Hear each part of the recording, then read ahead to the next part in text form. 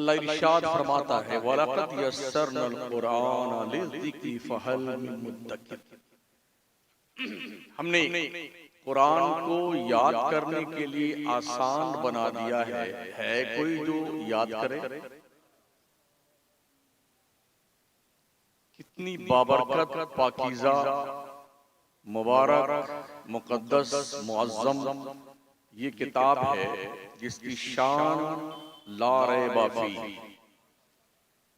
वो किताब जिसके अंदर वला रत्बिन वला याबिसिन इल्ला फी किताबिन मुबीन, खुश्की और तरी की हर चीज तिब्यानन लिकुल्लि शै की तरह मौजूद है। वो किताबे मुक़द्दस जिसका बोझ पहाड़ बर्दाश्त करने की सलाहियत ना रखे, उस बोझ को मुसलमान का एक नन्हा बच्चा भी बर्दाश्त कर लेता है। पहाड़ ज्यादा मजबूत होता है, उसके मुकाबले में दिल बहुत ही नाजुक होता है। 150 ग्राम का होता है, उल्टा उल्टा लटका रहता है। मगर इस कुरान मुक़द्दस का जो एजाज है, अल्लाह फरमाता है लौ अंज़लना हाज़ल कुरान अला जबलिन लराइता ख़ाशिअन मुतसद्दिअन मिन ख़शियतिल्लाह। अगर हम कुरान को पहाड़ों पे उतारते तो तुम देखते कुरान के बोझ से, उसके हैबत जलाल से पहाड़ रेजा रेजा हो जाता।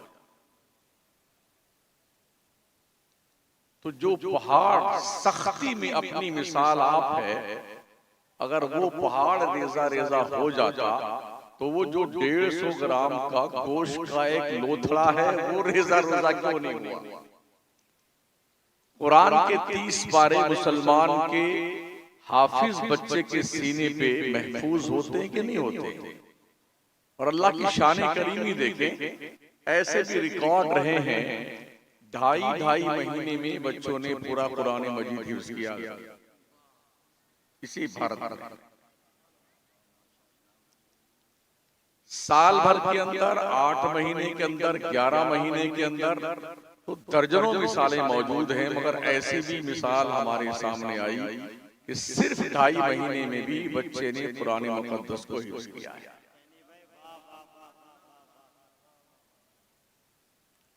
बड़ी बुजुर्ग किताब है, मगर बड़ी मजलूम किताब है। इतनी मजलूम है कि ये उस वक्त उठाई जाती है जब कोई मरता है, किसी को बख्शवाना होता है तब कुरान खोला जाता है। ये किताब इतनी मजलूम है कि जब किसी का बाप मरता है तो उसका बेटा आता है मौलाना अलाउद्दीन साहब के पास, हज़रत कुरान ख़ानी करवा के हमारे अब्बा के लिए बख्शिश का कोई इंतजाम करो। अगर ये कह दें कि शाम के वक्त आना, छुट्टी के बाद में कुरान ख़ानी करवाएंगे, तो इतना गुस्सा होता है, धौंस देता है, आना चंदा लेने का बताएंगे।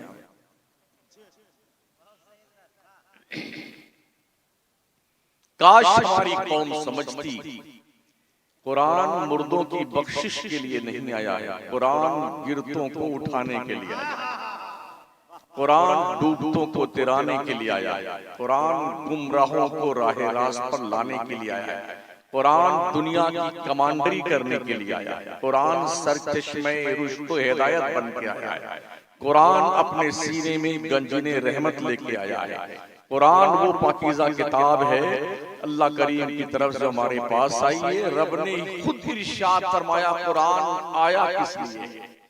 अल्लाह फरमाता इन हाज़ल कुरान यहदी लिल्लती ही अक़वम, बेशक ये कुरान इसलिए नाज़िल किया गया है ताकि पूरी दुनिया को हिदायत का पैगाम अता फरमाए। पूरी दुनिया की कमांडरी हमें और आपको देने के लिए कुरान आया है। आज दुनिया कुरान पढ़ रही है, मुसलमान नहीं पढ़ रहा। ईसाई, यहूदी, नॉन मुस्लिम कम्युनिटी के लोग कुरान पढ़ते हैं, कुरान पे रिसर्च करते हैं, तहकीक करते हैं, इस पर रिसर्च करने के बाद कोई चांद पर प्लॉटिंग कर रहा है, कोई अंतरिक्ष में जा रहा है, कोई जमीन से सोने, चांदी, हीरे, जवाहरात, पेट्रोल, तांबा, पीतल, जस्ता, सोना, चांदी निकाल रहा है, कोई कुरान पर रिसर्च करके आइटम बम बना रहा है, रॉकेट बना रहा है, मिसाइल बना रहा है। हम कुरान को सिर्फ इसलिए पढ़ते हैं कि कोई मर जाए तो बख्शवा दे, और ज्यादा कमाल हो जाए तो कोई काला पीला कलम लेकर के 2-4 लकीर लिख के ताबीज बना के गले में लटका दे। हम सिर्फ इसलिए कुरान पढ़ते हैं। अजब इत्तेफाक था जिसे कुरान पढ़ना गाने गाता है वो आज, और हॉकी खेलता है वो धनी तलवार। पढ़िए कुरान को, पढ़िए। अल्लाह ने फरमाया है, इन्ना अंज़लनाहु कुरानन अरबिय्यन लअल्लकुम ताक़िलून, बेशक हमने कुरान अरबी में उतारा है ताकि तुम्हें अकल आ जाए, शऊर आ जाए, ज्ञान आ जाए। दुनिया के अंदर जितने लोग हैं होशियार, वो पढ़ते हैं। हमारी कौम मुस्लिम पढ़ती कम है, गढ़ती ज्यादा है। पढ़ती कम है, गढ़ती ज्यादा है। और ये भी हमने देखा है, होटल पे बैठे बैठे चाय पीते पीते बुखारी से नीचे कोई बात नहीं करता। और जब उनसे पूछो क्या आपने पढ़ा है बुखारी? नहीं नहीं पढ़ा नहीं, सुना है। इन्हें अपने सुनने पे इतना कॉन्फिडेंस है कि इन उलमा को अपने पढ़ने पे उतना नहीं।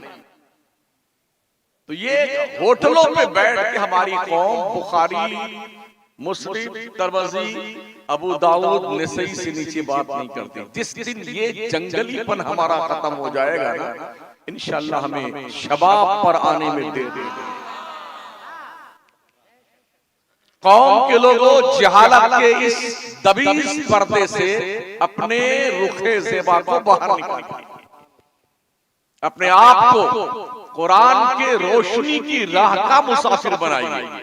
अखबार चाटने से बेहतर है कि कुरान पढ़ के पढ़िए, कुरान सीखिए, कुरान पढ़िए, कुरान के अंदर अपने आप को उसके तह में ले जाने की कोशिश कीजिए। दुनिया समझ रही है, दुनिया पढ़ रही है, हमने पढ़ना छोड़ दिया कुरान को। दुनिया तरक्की करने लगी और हम तनज़्ज़ुली की राह पे गामज़न हो गए। मैं अर्ज करूं आपसे, पूरी दुनिया में सिर्फ कुरान पढ़ा जा रहा है, कुरान, और हम नहीं, कोई और पढ़ता है, कोई और पढ़ता है। हम कहां पढ़ते हैं, हमारे बच्चे कहां पढ़ते हैं, उसकी भी हम वज़ाहत करेंगे।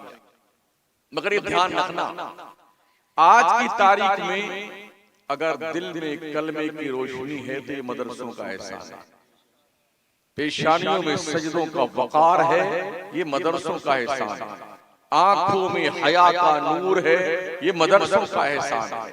याद रखें, मस्जिदों के मीनारों पे अजानें हो रही हैं, ये मदरसों का एहसान है। मस्जिदों के मेंबरों पे खुतबे हो रहे हैं, ये मदरसों का एहसान है। दुनिया बड़ी पैनी नजर रखती है मदरसों पे, इसलिए कि उन्हें पता है मुस्लिम कौम को अगर इस्लाम की स्पिरिट मिलती है, ताकत मिलती है, तो मदरसे से। दुनिया यहां ढूंढने आती है कि बम कहां रखा हुआ है, बंदूक कहां रखी हुई, उन मदरसों में जहां ढंग की चटाई भी बैठने के लिए नहीं, जहां पर बैठने के लिए चटाइयां नहीं है, ढंग के लोटे नहीं है वजू करने के लिए, टूटियां ढंग की नहीं लगी हुई हैं। हाल ये है, कहीं की ईंट कहीं का रोड़ा, भानुमती ने कुंबा जोड़ा। मदरसों की कंडीशन ये, टूटे फूटे, गिरते पड़ते, अकल्ले कलील तनख्वाह में मुदर्रिस पढ़ाता है अपनी जिम्मेदारी निभाते हुए, फिर भी कौम है कि इनका एहसान मानने को मना किया जा रहा है। आप लोग इससे आप लोग रुक जाएं, आप लोगों को मना किया जा रहा है। जरा थोड़ा जज्बात चर्रा जाते हैं तो ऐसा होता है। दुनिया पढ़ रही है कुरान, आप भी पढ़िए। तरक्की चाहते हैं तो कुरान पढ़िए। मैं अर्ज कर रहा था मदरसों की कंडीशन बहुत बुरी है मुल्क के हिंदुस्तान में हमारे, खासकर ये मदरसे टूटे फूटे हालात में, गिरे पड़े हालात में भी कैसे भी करके मदरसा वाले कौम की रहबरी का काम अंजाम देते हैं। बड़ी मेहनत किया है हमारे माशाल्लाह नकीब सदाबहार ने, शायद कुछ आ गया हो। और अगर यही मामला कहीं कव्वाली का होता, अरे हाँ, ताजिया उठाने का हो फिर पूछो ना। हम बंबई में तकरीर करते थे तो स्पेशल छुट्टी लेके यूपी बिहार का पगला भाग आता है। हाँ, हम ढोल बजाएंगे जाकर 10 दिन, हाँ ताशा बजाएंगे, झुनझुनिया बजाएंगे, बाबा को उठाएंगे। छोटके बाबा भी अली असगर है, फिर अली अकबर है, हजरत कासिम है, अनो मोहम्मद है, अब्बास अलम बरदार है, और फिर उठा उठा के बेटा नाच नाच करके चौक पे लेके आता है। तो कुछ को फकीर बनाते हैं इमाम हुसैन का, हरा हरा कपड़ा गले में डाल दिया मंगता बना करके, और कुछ को पायक बना दिया, तो हाथ में कुछ कूद कूद जैसे बंदर नहीं कूदता है ऐसे कूद कूद करते हो। वो देखा मैंने ताजिया के सामने ऐसा करते थे। कहां पगलाए, बुद्धि भ्रष्ट हो गई है। जिंदों के नाम पर ये जंगलीपन किसने सिखाया है? क्या तुमने करबला वालों को मुर्दा समझ रखा है? उनकी जिंदगियों की जमानत कुरान ने दी है। कल भी जिंदा थे, आज भी जिंदा है, हमेशा जिंदा रहेंगे। फिर उन जिंदों का ताजिया क्या है? अगर आप मुर्दा मानते हैं माज़अल्लाह, तो क्या मुर्दा के होने के बाद कोई ढोल बजाता है? आपका अब्बा मर जाए तो ढोल बजाएंगे? आपकी अम्मी का जनाजा रखा हुआ है तो क्या आप उछलेंगे, कूदेंगे, झांझ बजाएंगे, टुनटुनिया बजाएंगे? किसी एंगल से आप साबित कर दीजिए कि ढोल बजाना, ताजिया लगाना, उठाना, गली गली घुमाना, पगलाना, ये कहां से साबित है? अकली तौर पर भी, नकली तौर पर भी कहां से साबित है? 25-25 लाख का ताजिया इसी हमारे उत्तर प्रदेश में और आपके बिहार में और झारखंड के इलाके, कहीं 25 लाख का है, कहीं 35 लाख का है। क्या मेहनत से एक एक साल बनाता है बैठ करके ताजिया, चमचमी उसमें लगाता है, उसमें घोड़ा बनाता है, कबूतर बनाता है। ओ अक्ल के यतीमों, इतनी मेहनत अपने आप के ऊपर कर लो तो शायद वली बन जाओ। इतनी मेहनत कर लो अपने आप को निखारो, अपने आप की सलाहियत को उभारो। इस्लाम में ताजिया का कोई प्रूफ नहीं है, ढोल का कोई वजूद नहीं है।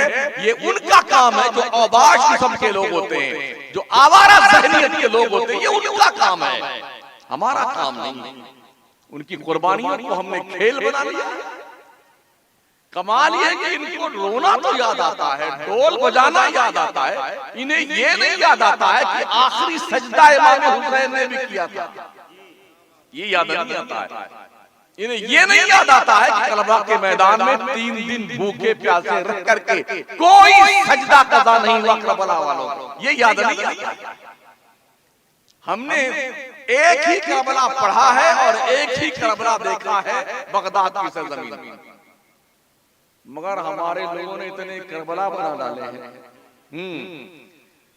उसी करबला में कितनी मेहनत से ताजिया बनाएगा और फिर उठा करके चढ़ बैठता उसको, गड्ढे में पटक के आएगा, दरिया में डुबो के आएगा, नहीं डूबेगा तो चढ़ बैठेगा उसी ताजिया के ऊपर, पत्थर मार मार के डुबोएगा।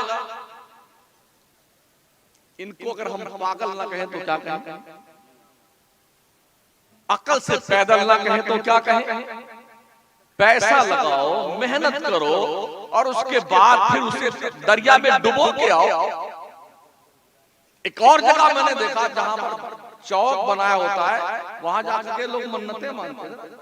हाँ, बैठे हैं वहां पर, हुसैन बाबा, हुसैन बाबा। अल्लाह कहता है मेरे बंदो, मैं तेरा रब हूं, वलिल्लाहिल अस्माउल हुस्ना फदऊहु बिहा। मेरे बंदे मेरे बहुत अच्छे अच्छे नाम हैं, मेरे को अल्लाह कहता मुझे उन्हीं प्यारे नामों से पुकारा कर। अल्लाह कहता है बंदे ने रब की कदर करना बंद कर दी। अल्लाह फरमाता वमा क़दरुल्लाह हक़्क़ क़दरिही, लोगों ने अल्लाह का मकाम नहीं पहचाना जैसा कि पहचानना चाहिए। हमारा रब कोई लूला लंगड़ा नहीं है, गूंगा बहरा नहीं है। इन्नल्लाह अला कुल्ली शैइन क़दीर। बंदे जब तेरा काम कहीं ना बन रहा हो, चुपके से वजू कर और अपने रब की दहलीज पर आंसुओं की झड़ी लगा दे। वो करीम परवरदिगार जब करम करने पे आता है तो दामन तंग हो जाता है। मांग उस परवरदिगार से, क्यों नहीं मांगता? अच्छा कुछ मांगने वाले भी मांगते हैं, या अल्लाह 56 करोड़ की चौथाई दे दे। अबे पूरा मांगो ना, चौथाई क्यों मांगता? कोई दुनिया का सेठ समझा तूने? लिल्लाहि मुल्कुस समावाति वल अर्द, अल्लाह ही की बादशाहत है जमीनों और आसमानों में। लिल्लाहि मा फिस समावाति व मा फिल अर्द, जमीनों आसमानों में जो कुछ भी है सब रब रहा है। जब सारे खजाने उसके हैं तो इतना दिल दबा के क्यों मांगता? 56 करोड़ की चौथाई दे दे, पूरा पूरा मांग। वो देता तो बहुत खुश होता है, मांगने वालों से राजी होता है। एक सेठ के चौखट पे अगर आदमी दिन में 2 मरतबा चला जाए मांगने के लिए तो सेठवा गुस्सा जाता है, अरे चले आए। और अल्लाह कहता बंदो मुझे जितना मांगना चाहते हो, जितनी बार मांगना चाहते हो मांगो। 5 मरतबा तो उसने खुद टाइम फिक्स कर दिया मांगने का।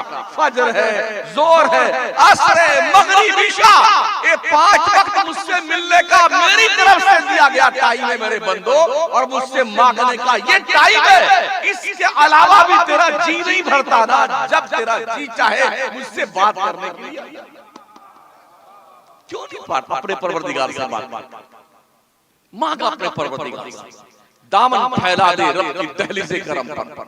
तो मदरसों को जिंदगी देने के लिए मुसलमानों की जिम्मेदारी बनती है कि मदरसों को फरोग दें। दुनिया में जो भी चालाक कौमें हैं वो अपने बच्चों पे मेहनत करती हैं, पढ़ाती हैं अपने बच्चों को।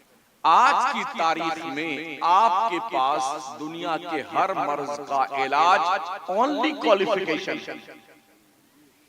सिर्फ तालीम है, सिर्फ पढ़ाई है। दुनिया को ताकत से आप नहीं जीत सकते हैं, इसलिए कि ताकत दुनिया के पास ज्यादा है, आपके पास। दुनिया को पैसों से आप जीत नहीं सकते हैं, पैसा दुनिया के पास बहुत ज्यादा है, आपके पास नहीं है। अब इसको जीतने का एक ऑप्शन बचता है, अखलाक मुस्तफा। इस अखलाक से दुनिया को जीता जा सकता है। हिजाज की सरजमीन पर मुस्तफा करीम ने अपने अखलाक करीबाना की बुनियाद पर लोगों के दिल जीते थे, और अखंड भारत की सरजमीन पर एक मोइनुद्दीन चिश्ती ने अखलाक मुस्तफा की रोशनी में काम किया तो 90 लाख दिलों में इस्लाम के कलमे की रोशनी। ये अखलाक अच्छे कीजिए, इंशाअल्लाह काम होगा। इल्म हासिल कीजिए अखलाक मुस्तफा की रोशनी में, इल्म सीखिए अखलाक मुस्तफा की रोशनी में। याद रखना, जो इल्म अखलाक मुस्तफा की रोशनी में हासिल किया जाता है वो इल्म रहमत होता है, और जो इल्म अखलाक से खाली होता है वो इल्म जुल्म व बर्बरियत की बुनियाद पर आबादियों पे बम बरसाता है। एग्जाम्पल के तौर पर मैं अर्ज करूंगा आपके सामने, क्या आप बता सकते हैं कि हिरोशिमा नागासाकी पर बम बरसाने वाले लोग क्या भेंट चढ़ाने वाले लोग थे? इराक अफगानिस्तान को तबाह करने वाले लोग क्या बकरी चराने वाले लोग थे? ट्विन टावर पे हमला करने वाले लोग क्या गंवार और जाहिल थे? मुल्क शाम और आज की तारीख में फिलिस्तीन की ईंट से ईंट बजाने वाले दज्जाल क्या अनपढ़ और गंवार हैं? जी नहीं, ग्रेजुएट हैं, क्वालिफाइड हैं, पढ़े लिखे लोग हैं, मगर चूंकि ये इल्म अखलाक मुस्तफा से खाली है ऐसा इल्म जो नबी के अखलाक से खाली होता है वो इंसान को जानवर बना देता है, और जो इल्म अखलाक मुस्तफा का रूप धारण कर लेता है वो इल्म रहमत की छत्र छाया बन करके दुनिया पे बरसता है। ये मदरसे वो हैं जहां पर इल्म सिखाया जाता है अखलाक मुस्तफा की रोशनी में। इसलिए पढ़िए, बच्चों को भेजिए मदरसे में। हम ये भी देखते हैं मदरसे में वही बच्चे भेजे जाते हैं जो किसी मदरसे और स्कूल में नहीं चलते हैं, किसी कॉलेज में नहीं चलते हैं। जब वही बच्चे भेजे जाएंगे मदरसे में पढ़ने के लिए मंदबुद्धि का, हाँ एकदम, या एक आंख छोटी एक बड़ी हो, एकदम काला काला लड़का कोई पैदा हो जाए, हाँ तो वही भेजेंगे। इसको इंशाल्लाह हाफिज जी बनाना, इसको मौलाना साहब बनाना। खूब बढ़िया बढ़िया बच्चा पैदा हुआ ना तो दोनों मियां बीवी इंशाल्लाह डॉक्टर बनाएंगे, इंशाल्लाह इसे इंजीनियर बनाएंगे, इंशाल्लाह इसे वकील बनाएंगे। थोड़ा बड़ा टेढ़ा हो इंशाल्लाह आप जी बनाएंगे। माशाल्लाह ठीक है बच्चे वैसे। हाँ हजरत अभी कल जहां थे तकरीर में एक बेचारा नाबीना था, वो भी हाफिज था। हाँ कल की बात हरदोई में, तो उम्मन देखा यही गया। और हैरत इस बात पर भी है जिसको स्कूल में पढ़ने का शरफ हासिल होता है उसके हाव भाव अलग होते हैं। हजरत रात में 4 बजे अम्मी जान जागती हैं, सुबह में एकदम भोर में तो गुड्डू राजा को जगा करके नहला धुला करके खूब पाउडर वाउडर लगा कर क्रीम सुरमा काजल टाई और जी शूज में वो जूते के अंदर मोजा बढ़िया सा बेल पर सजा करके पराठा भी देसी घी वाला और आमलेट भी उसी में बना के रख देंगी, चॉकलेट भी उसी में रख देंगी, पैसे भी उसी में रख देंगी। हाँ बेटा इसको खा ले और ये पैसे इस्तेमाल कर लेना। जब तैयार हो जाता है तब जाती हैं गुड्डू के पापा को जगाने के लिए। अरे उठिए उठिए गुड्डू के पापा, हाँ अरे स्कूल का टाइम। तो वो आंखें मसलसल तोड़ता है, वो पहुंचता टाइम से लेकर के छोड़ के आता है। लेकिन जब उस बच्चे की बारी आती है जो मदरसे में जा रहा होता है, ढंग का कपड़ा नहीं उसके पास, चॉकलेट नहीं, आमलेट नहीं, पैसे नहीं, और ना ही उसमें पराठा। यहाँ तक कि मैंने देखा है ये सन्नत कुरान का 4 वर्ष पहले का फट गया, 4 पीछे का फट गया, और ये दोनों नली चालू है। हाँ यूं पूछता है तो लगता आरारोड लगा हुआ है, आस्तीन चड्डी फटी हुई है, पनियाइन फटी हुई है, 2-4 थप्पड़ भी खाता है, रोता हुआ मदरसे भाग जाता है। मगर सुन लो ओ बापो और माओ, जब तुम मरने लगोगे और तुम्हारी जान तुम्हारे गले में अटकेगी, कल्ला इज़ा बलगति तराकी वक़ील मन रा वज़न्न अन्नहुल फिराक वल्तफ़ति साक़ बिस्साक़ इला रब्बिका यौमइज़िल मसाक़। हाँ जब जान गले में अटक जाए तो तुम्हारा डॉक्टर कहीं गुर्दा चोरी कर रहा होगा, तुम्हारा इंजीनियर कहीं फर्जी दस्तखत करवा करके कोई प्लान पास करवा रहा होगा, तुम्हारा वकील कहीं काला काला कोट पहन के काले काले कलम को लेकर के काला काला काम कर रहा होगा, और वही निटहवा फटा कुर्ता मैला कुचैला पैजामा, यह सन्नत कुरान जिसको तुमने दिया नहीं, जिसकी तूने वैल्यू नहीं समझी, और तू मर रही होगी और बाप तू मर रहा होगा, वही उठेगा और कुरान उठा के बैठेगा, यासीन वल कुरानिल हकीम इन्नका लमिनल मुरसलीन अला सिरातिल मुस्तकीम।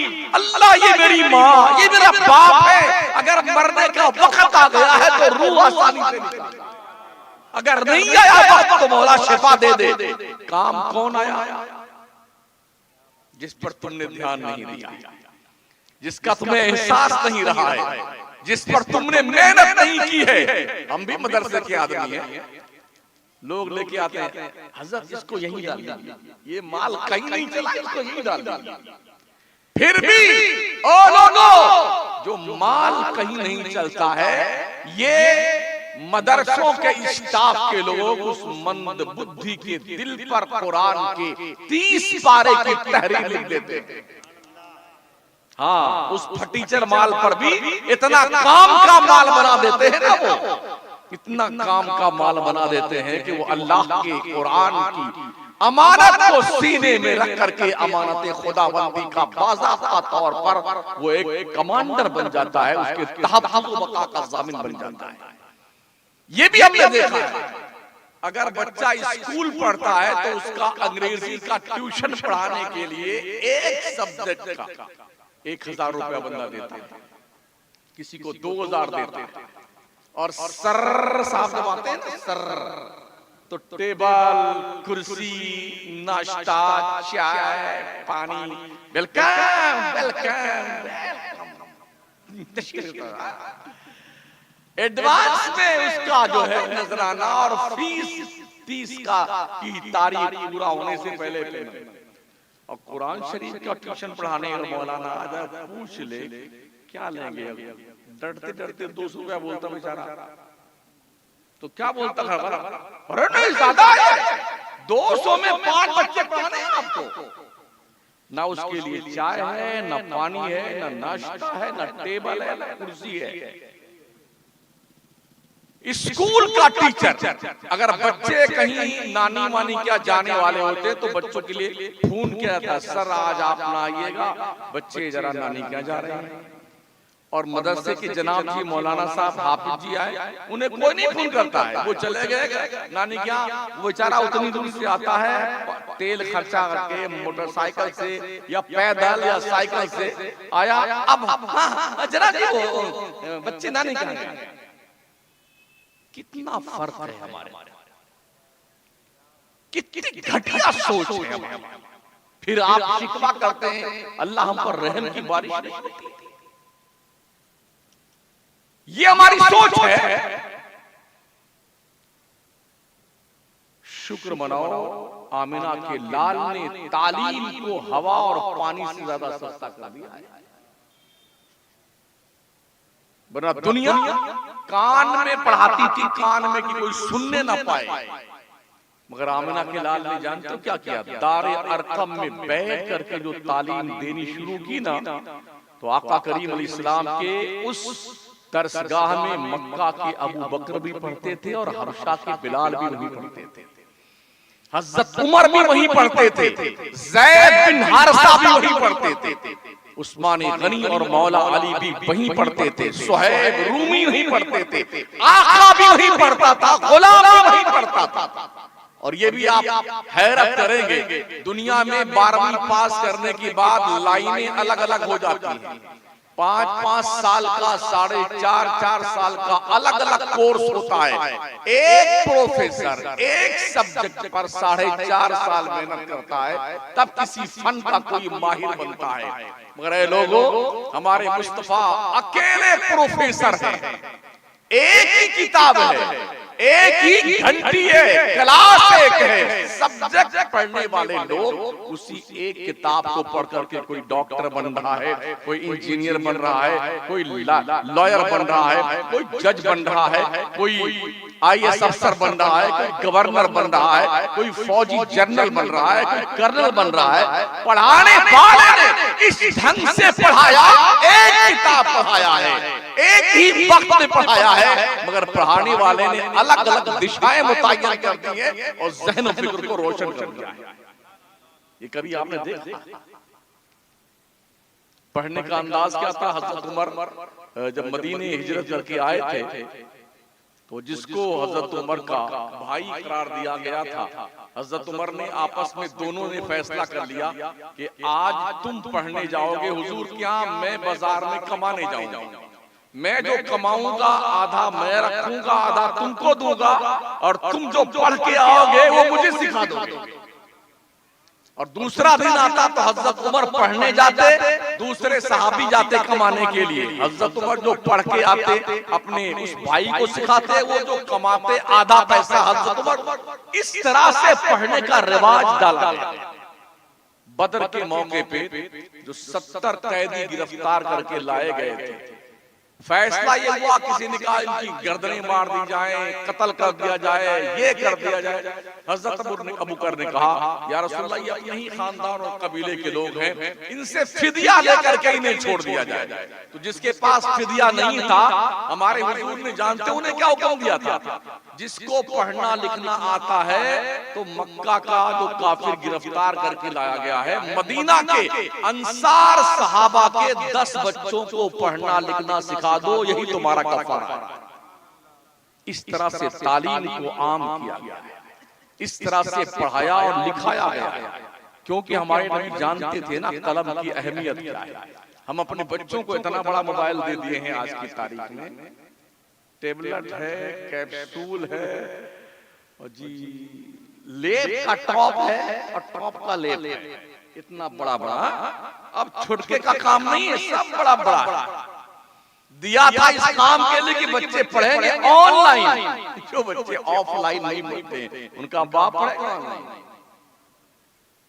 एक फिंगरप्रिंट के नीचे जहन्नम दहक रहा है, एक फिंगरप्रिंट के नीचे अकेले में बैठ करके रात की तन्हाइयों में बेहयाइयों को उरूज बख्शा जाता है।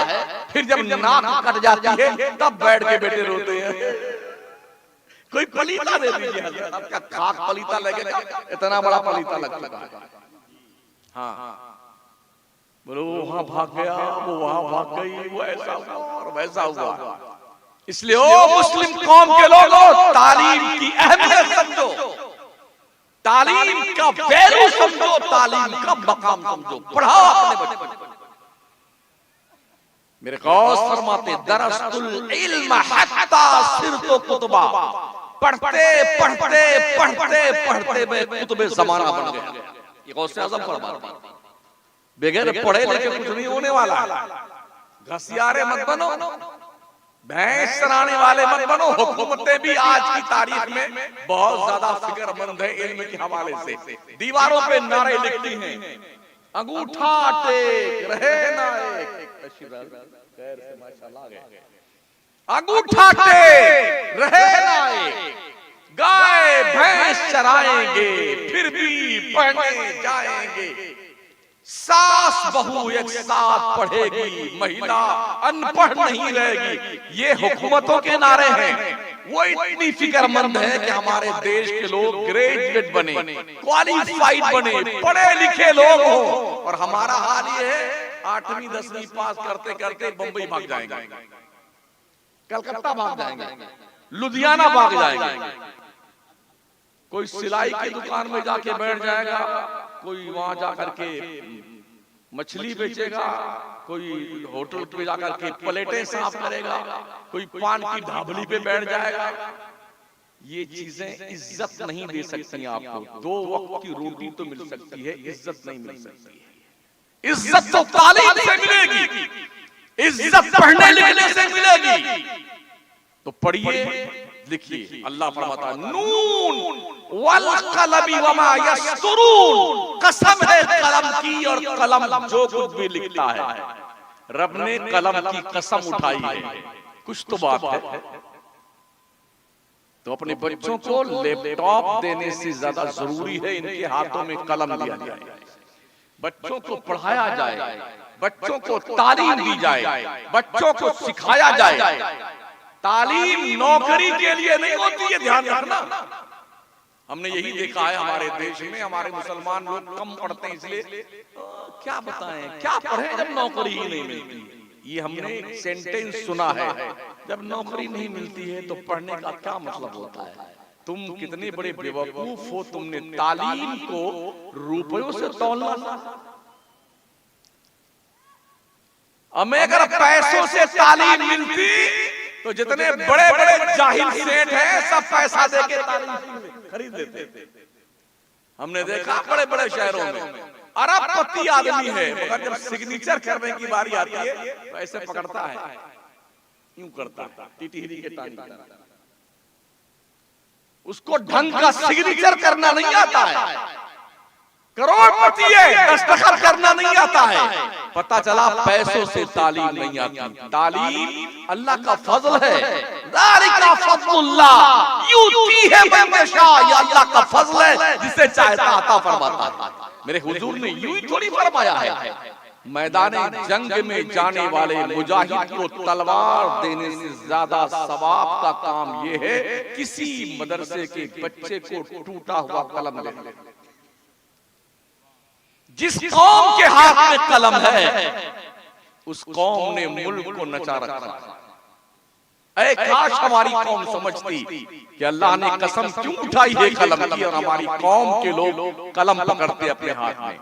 12वीं पास करते करते हमारे मुस्लिम कमेटी के बच्चे 14% ड्रॉप आउट कर जाते हैं, तालीम छोड़ के भाग जाते हैं।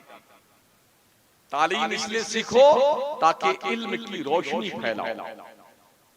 रोजी तो अल्लाह देता ही यार, कीड़े मकोड़ों को, चींटियों को, सांप को, बिच्छू को, चूहे को, छछूंदर को, कुत्ते के, बिल्ली, सबको रोजी देता है। हम तो माशाल्लाह 6 फीट के आदमी, क्या हमको रोजी नहीं देगा? वमा मिन दाब्बतिन फिल अर्द इल्ला अल्लाह रिज़्कुहा व यअलमु मुस्तक़र्रहा व मुस्तौदअहा कुल्लुन फी किताबिन मुबीन। रोजी रब के जिम्मे करम पे है, तुम मरे जा रहे हो रोजी के चक्कर में। पढ़ो, इल्म हासिल करोगे तो दुनिया तुम्हारी वैल्यू समझेगी। जिन्होंने पढ़ा लिखा 70 साल से मेहनत की, वो आज मुल्क के तमाम तर ओहदों पे बैठे हुए। हमने क्या किया है? मछली खाई, मुर्गा खाया, तीतर, बटेर, chicken chilli, chicken crispy, mutton बर्रा, चिकन बर्रा, कड़ाही में चल रहा है, चमचा हिलाया जा रहा है। ये हमारी शनाख्त है। आज यहाँ बिरयानी है, कल वहाँ कोरमा है, परसों वहाँ गोट है, ये खाना है, शरबत बनाना है, छबील बनाना है। ये सारे पैसे अपने बच्चों की तालीम पे खर्च करो। मारारा के सादात ने यूं ही नहीं फरमाया कि आधी रोटी खाइए, बच्चों को पढ़ाइए। पढ़िए, जो पढ़ते हैं वही आगे बढ़ते हैं। हमने पढ़ना छोड़ दिया तो आगे बढ़ना छोड़ दिया। एक दौर था, आज के 600 साल पहले दुनिया में किसी के पास इल्म नहीं था, किसी के पास नहीं था। इल्म सिर्फ मुस्लिम कौम के पास था। स्पेन की सरजमीन पर जामा मस्जिद करतबा के सामने बैठ करके लोग चटाई पर पढ़ने के लिए आते थे। यूरोप का अंग्रेज जो जहालत के अंधेरे में डूबा हुआ यूरोप था, वो कतार में लग करके एडमिशन करवाता था मदरसे में अपने बच्चे का। वहां से लोग पढ़ते थे। हमारी कौम का स्कूल का बच्चा, अफसोस इस बात का भी है, मैं उस वक्त आपकी दहलीज़ समात पर हथौड़ा मारने के लिए बैठा हूं जब समात कमजोर हो चुकी है, समात बोझल हो चुकी है। कोई मुस्बत पैगाम कैसे दिया जाए जब आधी कौम सो जाए, आधी कौम सो जाए, या इसलिए बैठी हुई हो कि बस जल्दी खत्म हो और हम घर भाग के जाएं, थोड़ा आराम फरमाएं। कल दिन भर नहीं सोए हैं, कल की रात नहीं सोए हैं, आज दिन भर नहीं सोए हैं, और ये लगभग 1:30 बज चुके हैं, अभी तक नहीं सोए हैं। किसको सिखाया जाए? हमारे जलसे बाज़ाब्ता तौर पर लतीफे का एक ट्रेन चला रही, अल्लाह माशाअल्लाह।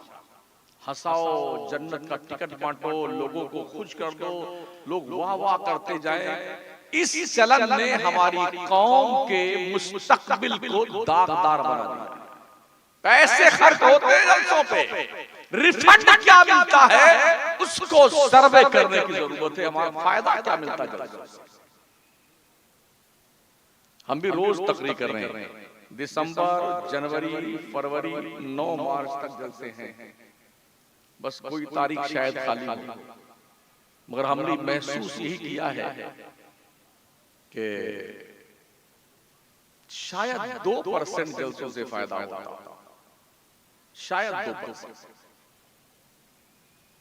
जितने पैसों के जलसे किए जाते हैं उतने पैसे में कम से कम जामिया उम्मे हानी का 2 कमरा बन सकता है, मदरसों के 2 कमरे तामीर हो सकते हैं, मगर कौम ना तो चंदा देती है, कब देती है? जब नकीबे इजलास या खतीबे इजलास इसी माइक में उनके नाम का प्रचार प्रसार करें और जिंदाबाद जिंदाबाद लगाओ नारा 500 रुपया, तब लोग खुश होकर आते हैं, लिख आइए मेरा नाम। ओ लोगो, दाहिने हाथ से 2 बाएं को खबर न होने पाए, इसे नेकी कहते हैं। लन तनालुल बिर्र हत्ता तुनफिकू मिम्मा तुहिब्बून वमा तुनफिकू मिन शैइन फइन्नल्लाहा बिही अलीम। तुम्हें नेकियां उस वक्त तक नहीं मिलेंगी जब तक अपनी चॉइस की चीज अल्लाह के रास्ते में खर्च नहीं करोगे। और तुम जो कुछ भी खर्च करते हो ना, और जिस नीयत से देते हो, तुम्हारा रब तुम्हारी नीयतों तक को जानता है। तो जलसे हमारे इसलिए फायदेमंद साबित नहीं हो रहे हैं कि हम पूरी रात में आर पार का जलसा करने के आदी बन चुके हैं। और ये ट्रेंड गुज़िश्ता 50 साल से ज्यादा चल रहा है। 50 साल से हम सुन्नियों के जलसों का यही रिवाज रहा है, पूरी रात। कभी कभी ऐसा भी हुआ है कि आधी तकरीर मेरी फजर की अजान से पहले हुई है और आधी तकरीर फजर की अजान के बाद में हुई है। और जब मस्जिद पहुंचे ना हम नमाज पढ़ने के लिए, तो इमाम साहब थे और हम थे। तो इस टेंट का, इस सजावट का, इस लाइटिंग का, इस पैसा को खर्च करने का, खान पान का, इसका क्या फायदा हमारी कौम को हुआ? ये हमें भी सोचने की जरूरत है और आपको भी सोचने की जरूरत है। तो तालीम हासिल के लिए, तालीम दुनिया तालीम हासिल कर रही है। पूरी यूरोप में मुल्क के जितने भी जिम्मेदार माइंडेड लोग हैं, उनकी औलादें कनाडा में, जर्मनी में, बर्तानिया में, लंदन में, अमेरिका में, इन जगहों पे पढ़ रही हैं। हमारे यहाँ कोई नहीं, न ढंग का स्कूल हमारे पास में है, न ढंग का मदरसा हमारे पास में है, ना कोई कॉलेज हमारे पास में है, ना कोई यूनिवर्सिटी हमारे पास है। आज हमारी कौम मुस्लिम पर ये बाज़ाब्ता तौर पर कानून थोपा जा रहा है, मुस्लिम बच्चियों को गैरों के स्कूल में एडमिशन इस शर्त पे दिया जा रहा है कि बच्चियां चेहरे से नकाब हटाएं तब इन्हें गेट के अंदर लिया जाएगा। इसके लिए आपने क्या किया? क्या प्लान आपने तैयार किया? अपनी बच्चियों के इज्जत और आबरू के तहफ्फुज़ के साथ उन्हें कैसे हम क्वालिफाइड बना सके, इसका क्या लाएहमल हमारे पास है? अगर कुछ है तो आप मुझे बता सकते हैं, और अगर नहीं है और यकीनन नहीं है तो ठीक है। कुत्ते बिल्ली भी अपने बच्चों को पालते हैं, कीड़े मकोड़े भी अपने बच्चों को पालते हैं। आप पालते तो क्या एहसान करते हो?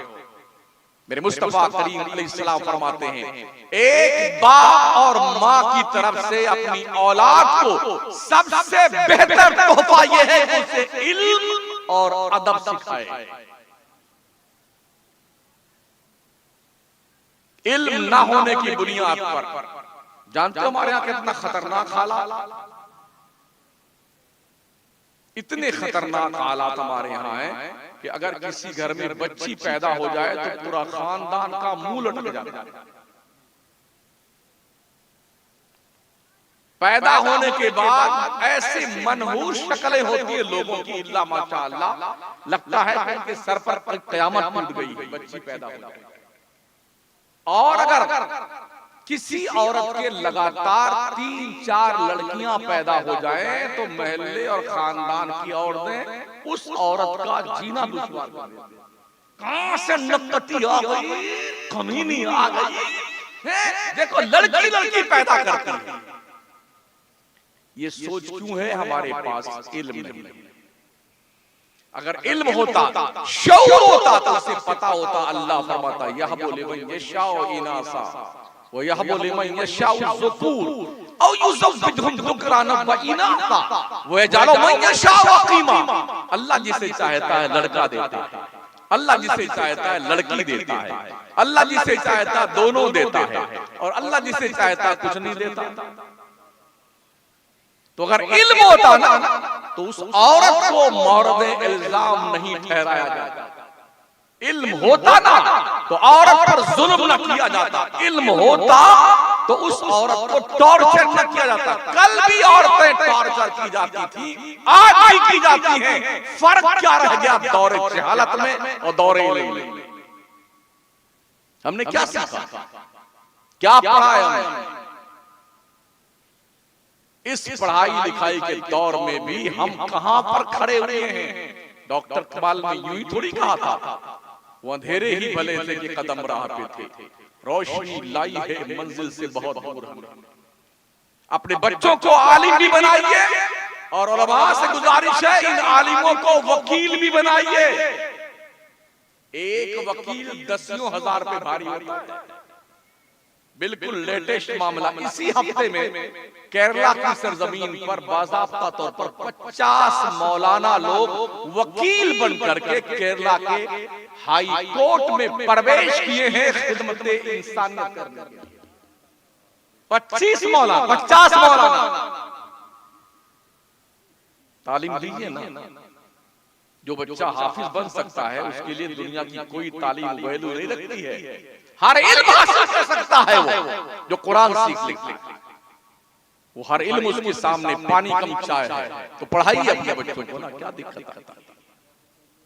मेहनत कीजिए, मशक्कत उठाइए। अगर आप महीने में 25 दिन गोश्त खाते हैं तो एक दिन खाइए, मर नहीं जाएंगे। वो पैसे रोक करके अपने बच्चों की फीस भरिए। फ्री में बच्चों को पढ़ाने का तसव्वुर, इसे तलाक़े मुग़ल्लज़ा दे दीजिए भाई साहब। फीस दीजिए बच्चों को, ताकि मुदर्रिसीन को ज्यादा चंदा करके गांव-गांव भागना न पड़े। जिस तरह से आप स्कूलों में डोनेशन भी देते हैं, फीस भी देते हैं, ऐसे अपने मदरसों को डोनेशन दीजिए और फीस भी दीजिए, ताकि मदरसे जिंदा रह सकें। आपके बच्चे जब पैसे देके पढ़ेंगे तो इन्हें जिम्मेदारी का एहसास होगा, और आपको भी एहसास होगा कि मैं पैसा देकर के बच्चों को पढ़ा रहा हूं। इसलिए आपसे गुजारिश है कि आप बेदार हो, आंखें खोलें, आंखें। 9 बजे तक सोना छोड़ दीजिए महोदय जी। सुबह खुद भी जागिए जल्दी, फजर से पहले बच्चों को जगाइए और लेकर के मस्जिद में जाइए, ताकि आपके बच्चे की नमाज पढ़ने की आदत बने और बच्चे को पता चले हमारा रब है कोई जिसे सजदा किया जाता है। वरना गुज़िश्ता 25 से 30 दिन के अंदर 10,000 मुसलमान मुर्तद हो गए हैं जी, मूर्ति देखकर।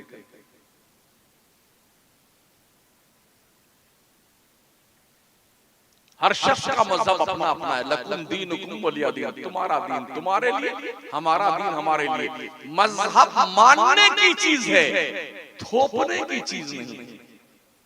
किसी पे मजहब थोपा नहीं जा सकता। ये अपनी चॉइस है, अपनी पसंद है। जिसको जो मजहब अच्छा लगता है उसे मानता है। काश हम ढंग के मुसलमान बन जाएं, दुनिया को मुसलमान बनने में वक्त नहीं लगेगा। रोज देखिए मीडिया पर, आप देख ले, बड़े बड़े पढ़े लिखे लोग, पादरी लोग, चर्च में जिनकी किताबें पढ़ाई जाती हैं, जिन्होंने 80-80 साल तक चर्च में पोप रहकर, पादरी रह करके खिदमत ईसाईयत किया है, जब उनको समझ में आई ना कुरान की आयतें और नबी की हदीसें, तो अपने मुरीदों के साथ एकजुट होकर मुस्तफा का दीन कबूल किया है। गुज़िश्ता 4 साल के अंदर एक दो नहीं, हजारों की तादाद में, लाखों की तादाद में दुनिया में लोगों ने इस्लाम कबूल किया है।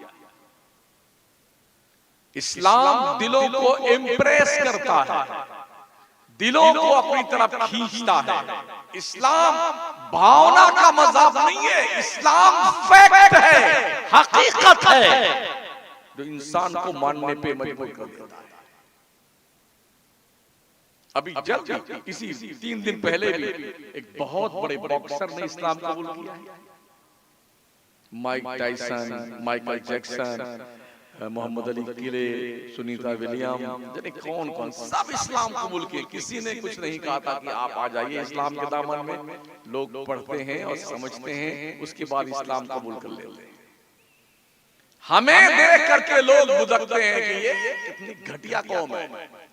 किसी एक बहुत बड़े माइंडेड ग्रेजुएट क्वालिफाइड प्रोफेसर ने कहा था दुनिया का सबसे बेहतर मजहब इस्लाम है और दुनिया की सबसे बदतर कौम का नाम मुसलमान है। अल्लामा अब्दुल अली मेरठी रहमतुल्लाह अलैह के हवाले से जॉर्ज बर्नार्ड शॉ ने कहा था, मौलाना जो मजहब इस्लाम आप पेश करते हैं, अगर यही मजहब इस्लाम है तो दुनिया को मुसलमान होने से कोई रोक नहीं सकता है।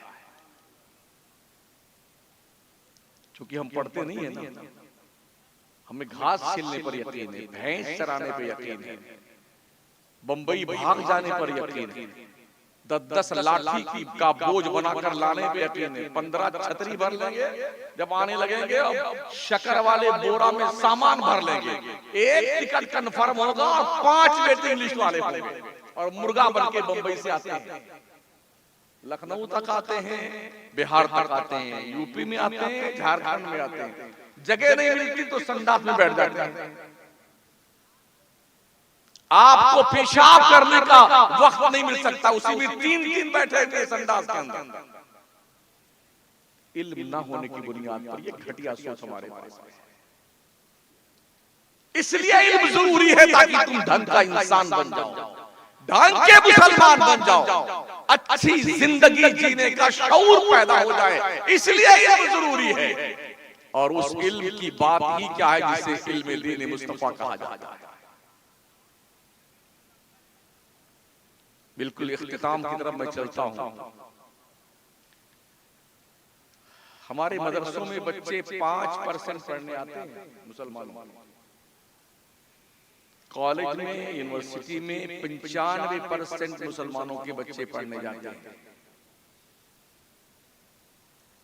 किसी भी कॉलेज यूनिवर्सिटी में आप जाएं ना तो शायद कोई सुन्नी प्रोफेसर आपको मिले, इस्लाही, फलाही, कासमी, नदवी, सल्फी, मुजाहरी, मौदूदी, ये प्रोफेसर है। 95% मुस्लिम बच्चों को जिनका मुस्तकबिल दांव पे लगा हुआ, वहां हमारा कोई नहीं है, और हम 5% बच्चों को जिला रहे हैं, खिला रहे हैं, पिला रहे हैं, पढ़ा रहे हैं। इतना बचा करके हम बड़ा तीर मार लेते हैं कि हमने 5% बच्चों को हाफिजी, मौलाना साहब, कारी साहब बना लिया, तो 95% बच्चों का कौन जिम्मेदार है? जो स्कूल में पढ़ रहे हैं, जो कॉलेज में पढ़ रहे हैं। इसलिए बड़े अदब से अर्ज है कि मदरसों में जहां पर बच्चों को आलिम बनाया जाए, साथ ही साथ जब बच्चा आलिम का कोर्स मुकम्मल करके फारिग हो तो 12वीं पास करके निकले। इसका इंतजाम होना चाहिए हर मदरसे में, चाहे प्राइवेट पढ़ाया जाए बच्चों को, मगर इंतजाम होना चाहिए।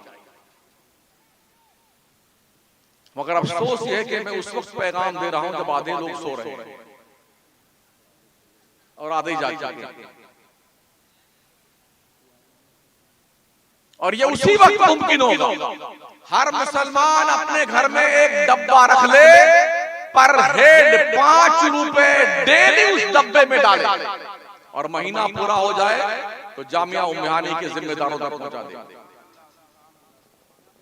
इसी इलाके का कोई एक नया स्टूडेंट अभी जल्दी पढ़ करके आया है, दुनियावी तालीम, अपनी जमात का नहीं है। उसने एक कॉलेज बनाने के लिए मुल्क के, हिंदुस्तान के मुस्लिम कम्युनिटी से अपील किया था, पर हेड मुझे 100 रुपए चाहिए। 7 दिन में कौम ने 7 करोड़ रुपए दे दिए। कितने दिए? 7 दिन में 7 करोड़। उसने अपील किया कि अब पैसों की मुझे अभी जरूरत नहीं है, जब होगी तब फिर बताऊंगा। कॉलेज बन गया उसका, वेस्ट बंगाल का। हम कहाँ बैठे, इतनी मेहनत किया हमारे नकीब इजलास में, तो शायद कोई 15-20 हजार 25 हजार पहुंचा होगा। कितना हुआ? इतने हुआ है ना, बताइए कितना जिंदाबाद लगवाया इन्होंने, कितनी दुआएं दी बेचारे ने मेहनत करके, आपके नाम से नारे लगवाए, और किबला काबा आपके गांव का इसमें गिरामी, आपकी बिरादरी का, और जनाब आपका इसमें गिरामी, सब माशाल्लाह खूब प्रचार प्रसार आपका। तब 500 रुपया 1100 रुपया जेब से निकला है।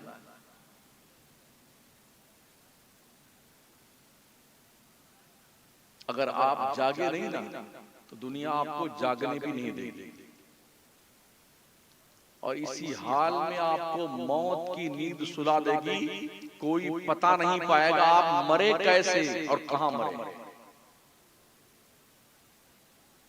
मेरे पास कोई ऐसी दवा नहीं है कि मैं अलाउद्दीन का जादुई चिराग जला करके कुछ करिश्मा दिखा के जाऊं, जन्नत का टिकट देके जाऊं। अल्लाह कसम मुझे खुद ही नहीं पता मैं कहां जाऊंगा, मैं कैसे टिकट लूंगा। अल्लाह करम फरमाएगा तो उसके करम की बुनियाद, नबी रहमत ने अगर अपनी गुलामी में कबूल कर लिया तो उनकी गुलामी की बुनियाद।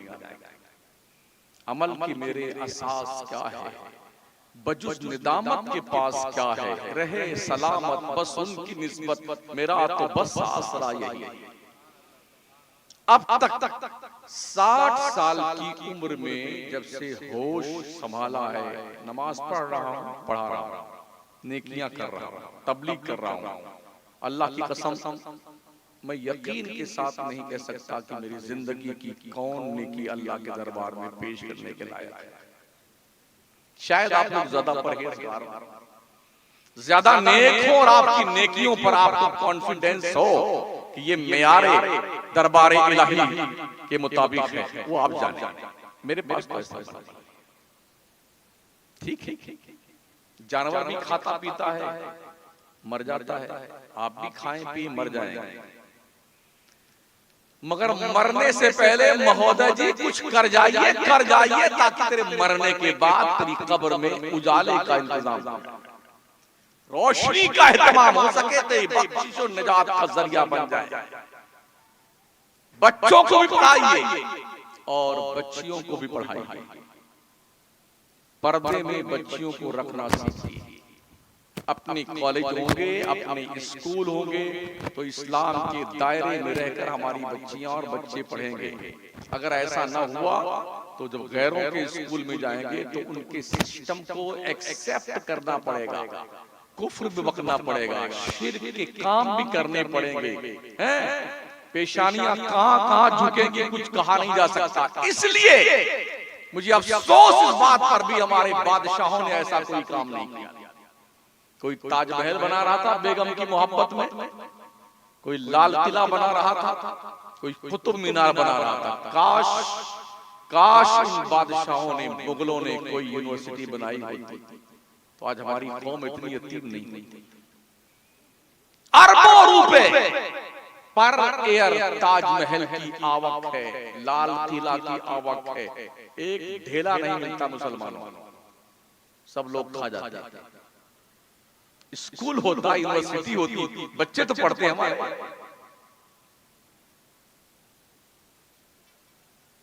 तो इसलिए बड़े अदब से आपकी खिदमत में अर्ज है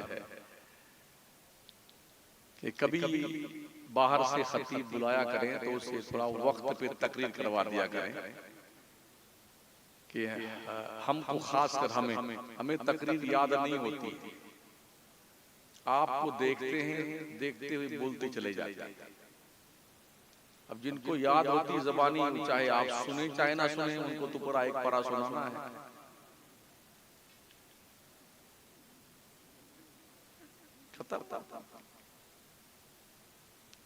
आखिरकार पैसे खर्च होते हैं जलसों से, पैसे बर्बाद मत करो, जलसे छोटे किया गया, जो पैसे बचे उन्हें मदरसों पे खर्च किया गया। लोग हमसे ही कहते मौलाना क्या यार जलसों को यूं करते हैं तो जलसे बंद हो जाए, हमारा क्या होगा? हमने होगा जो अल्लाह करेगा वही होगा, और क्या होगा। ये कोई हमारा बिजनेस और कारोबार थोड़ी है। हम दीन का काम कर रहे हैं। अल्लाह ने वादा किया है कि हम अपने बंदों को भूखा नहीं रखेंगे।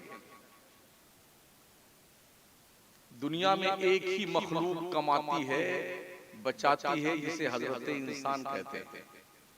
और कितनी मखलूक अल्लाह ने पैदा की है, कोई नहीं कमाता है, सब खाते हैं, मौज से रहते हैं।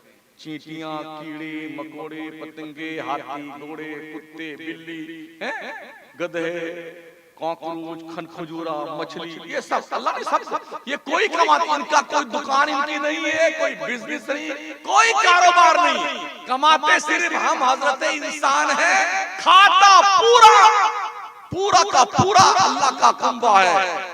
ये सब कुंबा ही अल्लाह के। अल खल्क़ु अयानुल्लाह, मेरे मुस्तफा फरमाते सारी मखलूक अल्लाह का कुंबा है। कुंबा किसे कहते हैं? फैमिली को, परिवार को। हालांकि उसकी शान अल्लाहु समद है, लम यलिद व लम यूलद है। तो दोस्तों पढ़ो, आगे बढ़ो,